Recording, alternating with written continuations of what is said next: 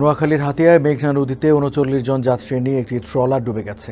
স্থানীয় জেলেদের ৩টি ট্রলারে ২০ জনকে উদ্ধার করা গেলেও ১৯ জন এখনও নিখোঁজ রয়েছেন।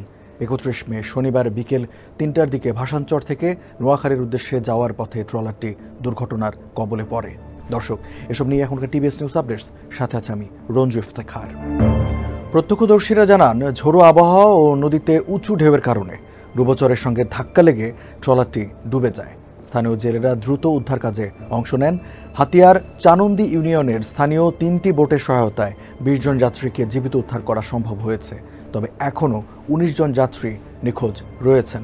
ভাসানচর থানার ভারপ্রাপ্ত কর্মকর্তা মোহাম্মদ কুতুবুদ্দিন বলেন, ভাসানচর থেকে ৩৯ জন যাত্রী নিয়ে ট্রলারটি দুপুর 12:30টার দিকে ছেড়ে গেছে।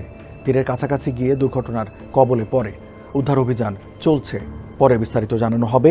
ভাসানচরে থাকা হাতিয়ার স্থানীয় বাসিন্দা জানান, বঙ্গোপসাগরে সৃষ্ট লঘুচাপের প্রভাবে মেঘনা নদীতে ঝোড়ো হাওয়া ও উঁচু ঢেউয়ের সৃষ্টি হয়েছে। ২০ জন যাত্রীকে জেলেদের ৩টি ট্রলার উদ্ধার করেছে। উদ্ধার অভিযান অব্যাহত রয়েছে। পরবর্তী আপডেটের জন্য স্থানীয় প্রশাসনের সঙ্গে যোগাযোগ রাখা হচ্ছে বলে জানান তিনি।